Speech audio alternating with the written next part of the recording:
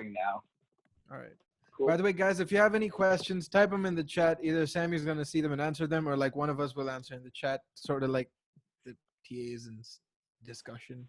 Yeah, But, like, most likely unless- I'm not going to see it in chat because I'm sharing a screen, so it's mostly going to be Rohit or is Shuttle here? I don't think so. I don't think he's here yet. Yeah, so I guess it'll just be Rohit and the other people answering the questions in the chat. So yeah, that's good. Yeah, I think we can get started for today. Sweet. Take it away, Sammy. Yeah, no problem.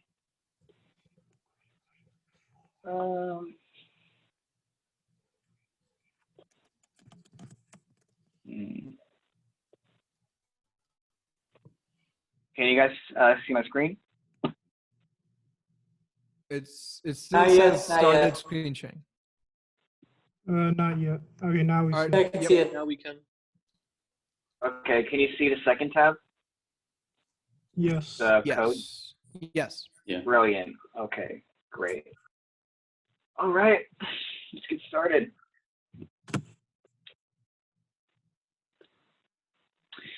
Okay, so welcome back, guys. This is the first meeting for the BigTh project team. So in this one, we're actually going to get started with the basics of Python, and we're going to be exploring a little bit how we're going to use Google Colab, which is where we're going to be writing all of our code for the semester. But just give me a second. I'll have to close the window. So just let me wait.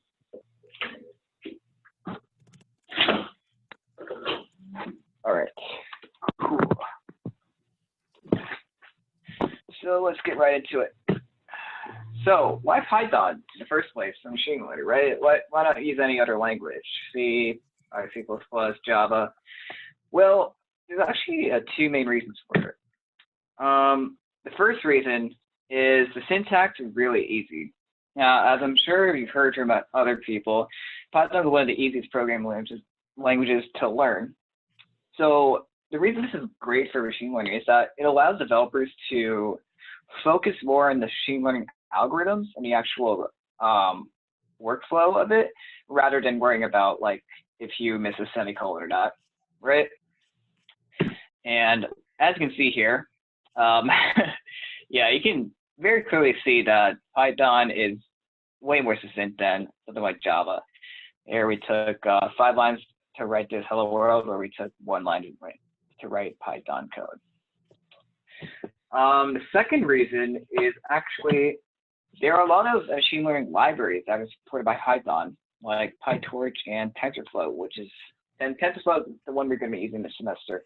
Now, I'll elaborate more on libraries later, but essentially what you need to know is that it allows us to solve machine learning problems, but like much easier. I'll leave that for now, but we'll talk more about it later. So the first thing you may have noticed about Python, that there is no main method or no main function, right, like you have in Java. So the way Python works is it reads all the code top to bottom, right? That's opposed to something like C or Java, where their code starts executing from the main method. So just keep in mind, there's the code that you write top to bottom, that's the way it gets processed by the computer.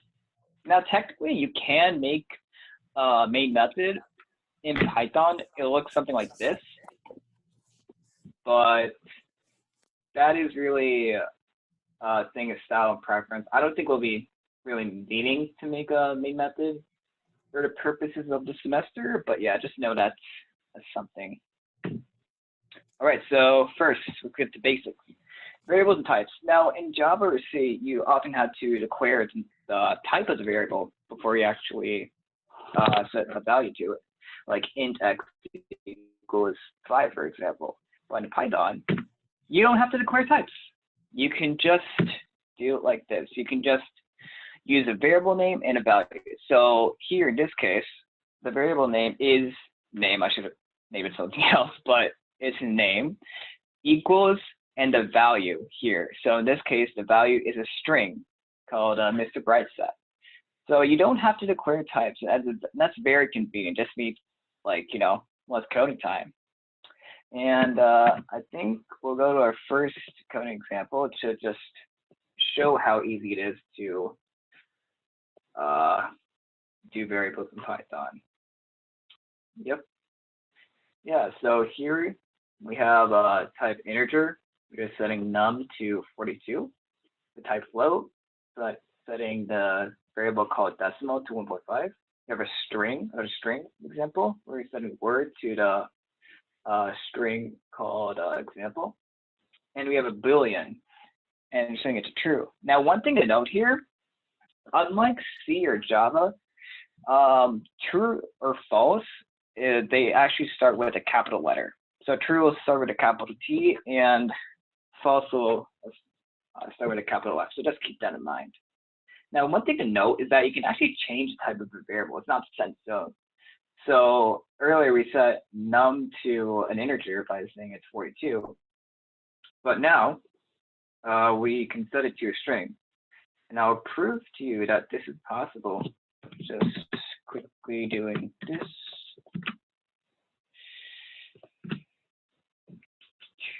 And we're going to run it.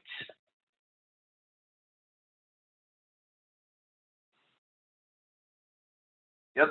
So at first, when it was set to 42, it was an integer. But now that we've changed it to a string, it's now class str, which is string.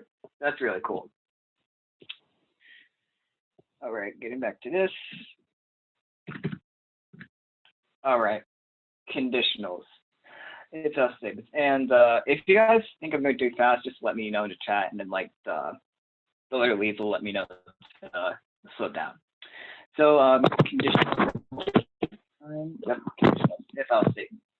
So in Python, instead of curly braces to indicate where the conditionals actually execute code, we use colons. And because we use colons, indentation between the code that's under the if statement and the if statement itself is very important. So what does that mean? Here's what it means. So we have if, the condition, in parentheses, followed by a colon. And under that, we have whatever code we want to execute under if this condition is true. Now notice that here, the indentation is 2 spaces, or, well, in Google Colab, the indentation, it auto indents for you whenever you enter under a if statement. So you don't really have to do it. But if we didn't have this indentation here, the program would throw an indentation error and your code wouldn't work. So just keep that in mind. Indentation is really important here. And also notice here that instead of an else if, we have an elif. They're basically just the same thing, honestly. Python people just decided to call it elif because they were quirky or something. I don't know, but it's really the same thing. So yeah, that's if else statements. Loops. Okay, so I'm going to be mainly talking about for loops, not really while loops, because I don't think we're going to be using while loops, but it's pretty easy. While loops anyway. So if you've ever done for each loops in Java, they're pretty much like them. So in Java, we have something like here, right? We want to print yellow 3 times. So we're going to set int I to 0. As long as I is less than 3, we'll keep on printing. And each time we iterate, we add a 1 to I. Now this is pretty clunky in terms of syntax. It's kind of ugly. You have to decide when to and when not to put an equal sign here. It just gets kind of messy sometimes. Now the same code in Python is this. So notice here we have some similarities. So we still have an int I that basically it's basically the same thing. But here we have this arrange function, right? And basically the range function, you basically put however many ever times you want the for loop to run, that's the number you have to put into this range. So for example, I wanted it to print for 3 times. So I put the number 3. But if you wanted to run for 4 times or 5 times, you just put that number in range, right? I won't worry about what range actually is under the hood for now, but just know that doing for loops in Python is relatively easy. Yeah, but I just drew a lot of information out to you right there. So let's take a small break from the syntax, and let's try to see how we can use Python to do a machine learning problem. So one of the most impacted daily activities by this whole COVID-19 pandemic has been grocery shopping, right? Getting food to last you a week, right? And we all know grocery shopping is a pretty hazardous activity in terms of like spreading disease because it's like indoors, you know, can meet a lot of people, stuff like that, right? So we have a problem. How do we get the groceries to people without like you know, them going there themselves? Well, a really convoluted answer to this is boom, we have a robot do it. Now keep in mind, I know I'm ignoring a lot of other things like delivery, Amazon, but whatever. Let's throw it out the window for a second.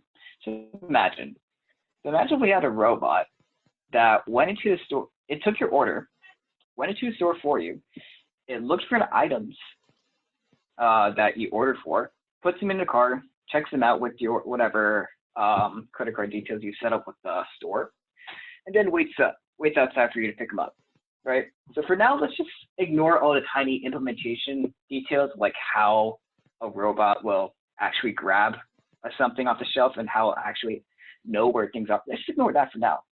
And let's focus in on this one question. If a robot is standing in front of the fruit aisle, and he needs to decide how many of which fruits it needs to get and put in the cart,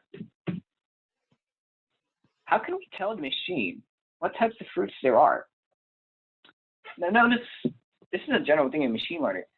Machines only know as much as you tell them, right? It doesn't know what fruits are. It doesn't even know like that there are different types of fruits. So we have to tell the machine, we have to somehow tell the machine that there is a difference. There are categories of fruits that it can pick out different ones for the customer.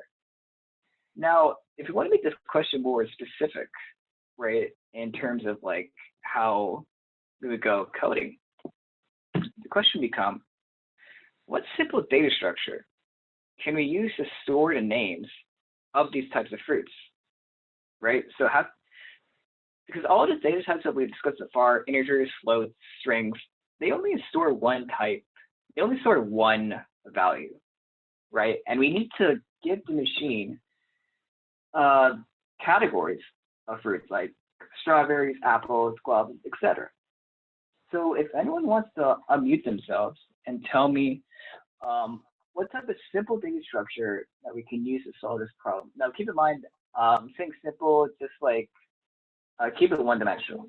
So if anyone can unmute themselves, just please do so. 1D on 1D array or less. Yeah, perfect. Yeah. Well, what's your name? I didn't see up on the Random. Sorry.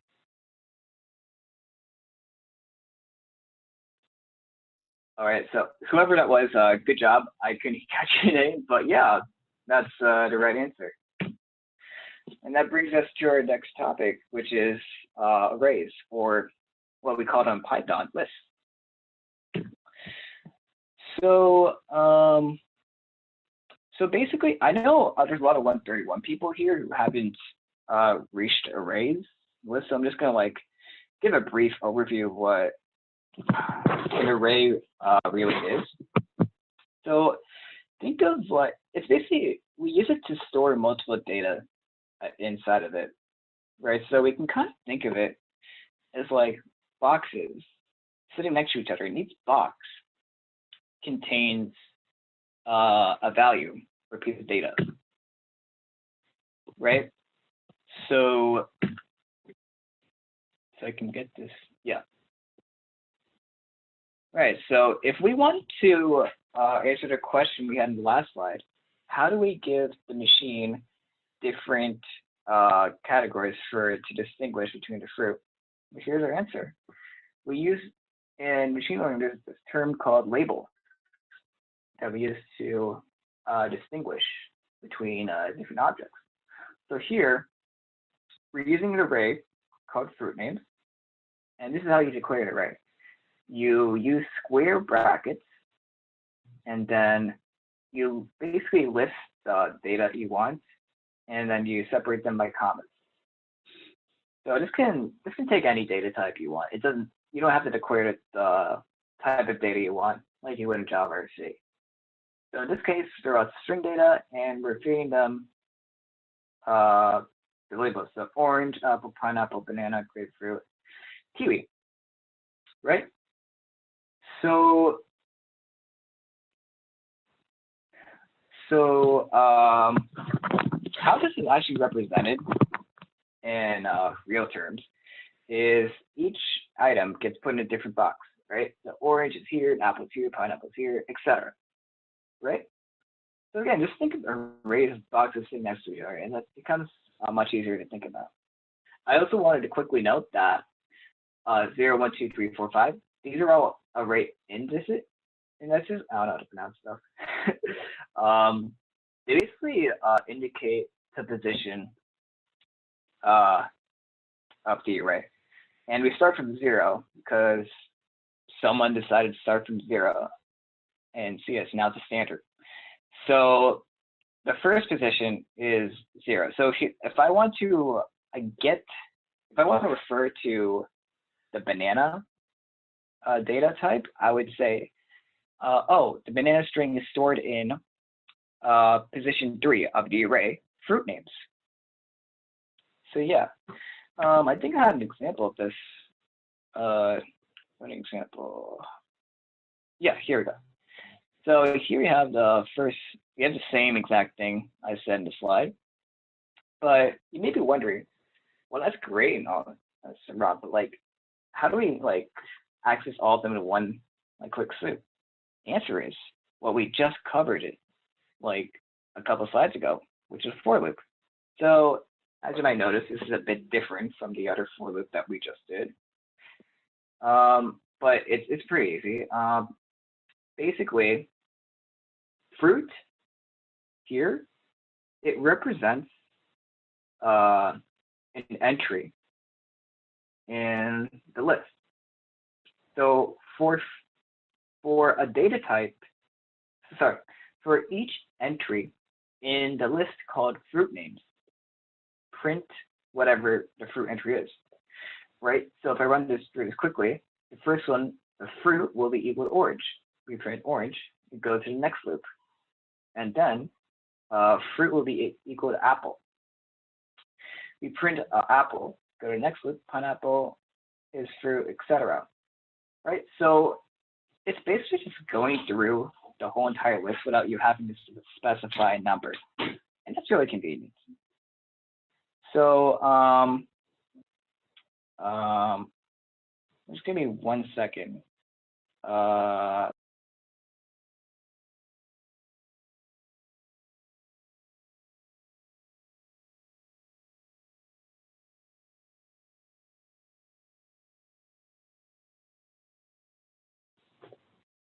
Right, okay. Sorry about that. So yeah, getting back to this. Yeah, so notice how I said like, oh wait, before I do that, so I said that the way you access arrays is you like tell us the index number. So for example, if I want to access the first entry in this array, I would say print fruit names, square brackets, 0. And if we go ahead and find that, I did something wrong. Oh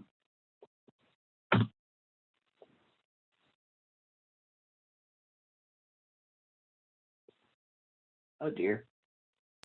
It's because you have an empty for loop. Python doesn't like that. Oh yeah. Thank you. That is a good point. Oh yeah, that's not even the name of it. Yeah, finally. All right, so should probably Oh yeah, by the way, I forgot to mention, but if you ever want to comment anything, you just use a pound symbol or like a hashtag instead of like a slash and an asterisk. So if we go ahead and do this, there we go. So we got the first entry for now, which is orange, right? And I can do this for anything, right? If I set it to 1, it will print out the second one, apple. See? Pretty simple. Now notice how I said you can put pretty much any type of data type in a list, including a list itself. This look pretty intimidating at first, but it's really just a list inside of a list. So we would call this like a 2D array, right? And I'm not sure how much we're going to deal with those in a project, but that's just for your information. And by the way, all these small little details are always in a Python documentation, right? So it's not like lost, right? You can always see it in documentation. Yeah. Oh yeah. By the way, if you ever want to add an element to a list, you would just do root names. You would just use the dot append function. So I don't know, strawberry, right? And if I run that, it'll append strawberry to the list. So that'll become the last element. So right. Okay.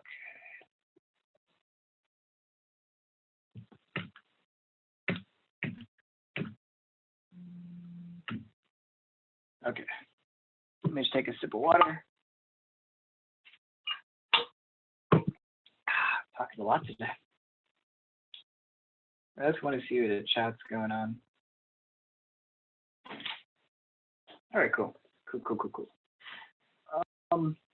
Functions. All right. So functions are also pretty simple syntax-wise. So yeah, just like what we had for conditionals, indentation is important again. So after you name the function, put the parameters, everything that comes below that has to be indented, right? And we also use colons again, and we're going to use the keyword def to define it, right? So if we go back to the coding thing, right? So this is how we make functions in Python. We use the keyword def followed by the name. In this case, the name is add.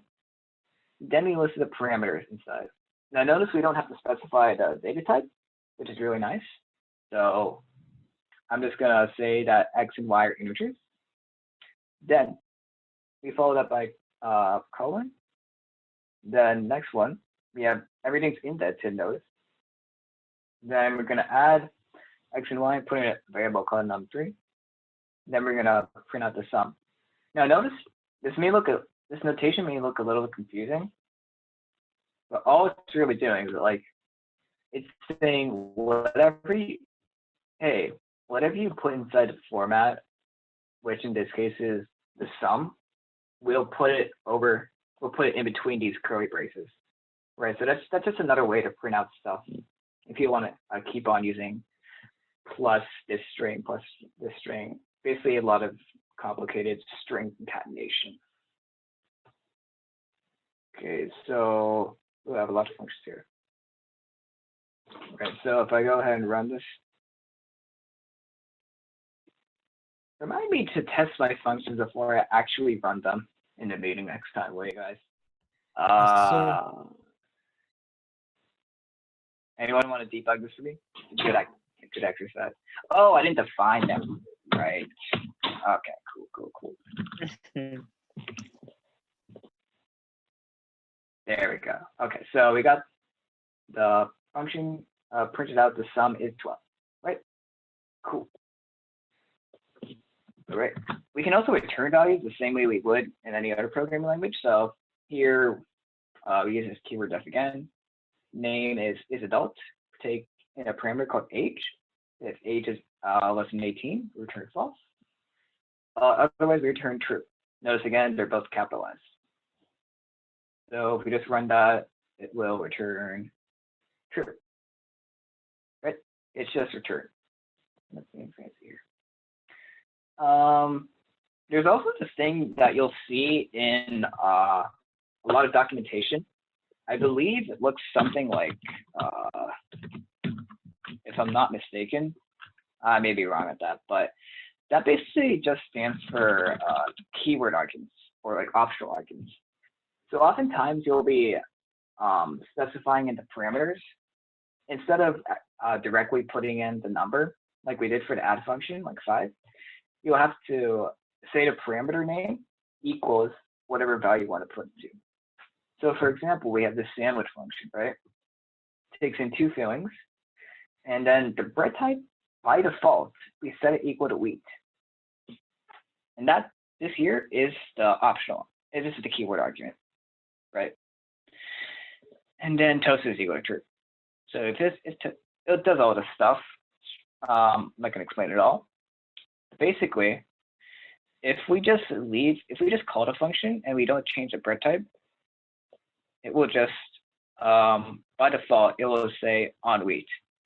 However, if I do specify the bread type, and rye, I don't even know. Let's say we want to have rye bread today. And we do this again. Yep, just change to rye. Great. Okay, I think that's it for functions. The reason I'm kind of speedy today is like I got a notification that I've been meeting for like 45 minutes. I don't know how true that is, but yeah. Yeah, by the way, this is in case you don't really know what a function is, it's like a simple diagram showing what it is. So it takes an input, it does whatever you want to it, like we did the sandwich function, did all that fancy processing, it gave you an output. Right? Cool. All right. Dictionaries, or as I like to call them, another language, maps. So for 131 people, if you haven't done maps before, or dictionaries, they're pretty simple. Think of it as like a, I don't want to say array, but like it's like another data structure where you can store multiple values, right? So it is a collection of key value pairs, and you can access a value by asking for its key. So think about an actual dictionary in real life, right? There's a bunch of words and there's a bunch of definitions. So if you want to search a definition for like bread, there's an association. Sorry, if you want to search the word bread in this dictionary, it has an associated definition, right?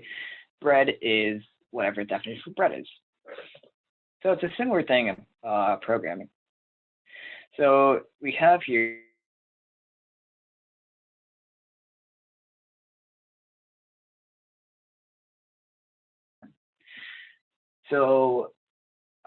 everything before the colon, those are called keys, right? So my name is Samrat, and Samrat 19 computer science crew. Those are all values, right? So every time you want to access one of these values, you have to like specify by using a key. And I have an example. Yep, we have the same exact thing here in the presentation. And if I want to check the value of is presenting, all I have to do is, this should say Python. All I have to do is type the name of the dictionary, put in square brackets the name of the key, and then it will return me the associated value. So true, because I'm presenting. Notice that we can also do the same thing. We can just do this thing called nested dictionaries, where each entry is a dictionary.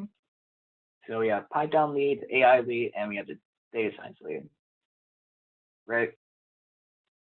And if we want to access something in that, right? So in this case, I'm accessing the dictionary club leads, and what I'm accessing is the dictionary called Python lead, because Python lead here is associated with a dictionary, this whole entry. So when I go ahead and print this,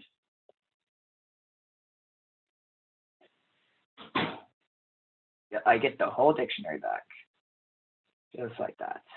It's nice. Yeah, that's Dictionaries. All right.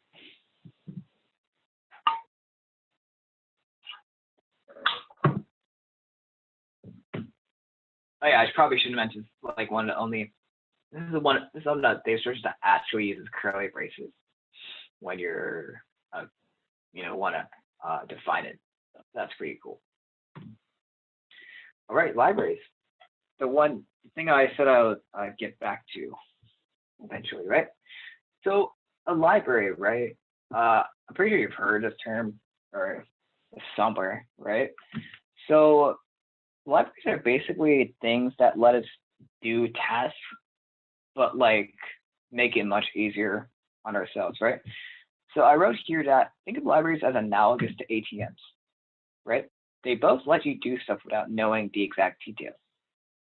So for example, if I want to withdraw some cash from the ATM, all I have to do is like enter in my PIN details and press a button.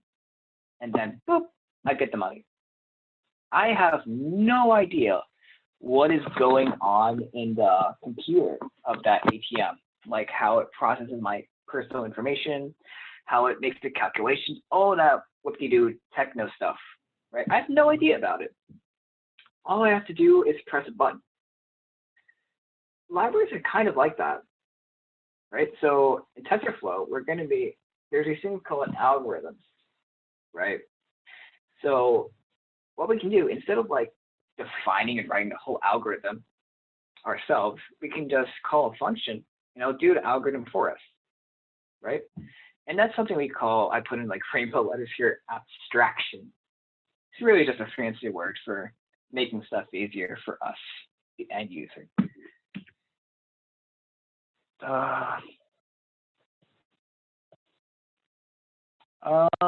Yeah. So if you want to get a library, we just use import the library name. And if you want to give it a nickname, so we don't have to keep on typing TensorFlow every time we use library, give it a nickname TF. Right, and we can see here, TF.carries.sequential. This is something to do in neural net. But the thing is, I don't need to know like how to make this. The function is already built in. I just have to call it. That's it. It makes it very easy for us. And there's another notation you may see from time to time, from time import sleep. So time is a library, and sleep is the individual function that you want. So if you just want one thing from the library instead of importing the whole damn thing, you can just use this notation. And I also wanted to quickly mention that there's this thing called none in Python. It's pretty much the same thing as null. But yeah, that's just something that you may encounter if you get any errors.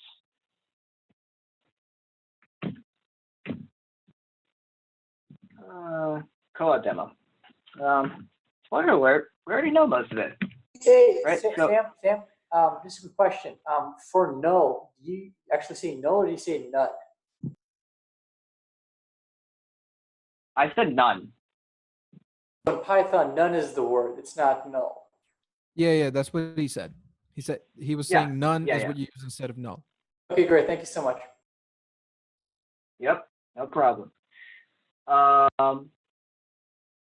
Yeah, so the thing is, we've already done most of Colab, right? It's all Colab really is. It lets you do stuff on Google's computers rather than your own, right? So this is connected to some, we call it a server, way out there. I don't even know where it is, to be honest.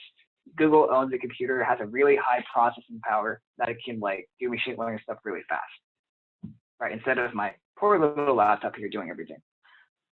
Pretty much all you need to know is that like there's a play button here, run the code. You can add either a code block or a text block, and text block basically lets you do this like write main function, basically headings for your code. And if you ever want to run all of the cells, basically what we call them, these code blocks at the same time, you can just press run all. Yeah, I guess that's pretty much all you'll need to know for Colab. Great. Yeah. All right. So as you can see here, I don't know, man. I was bored. I made a meme. It's old, but this pretty much summarizes the whole everything we've learned so far. So I'm just gonna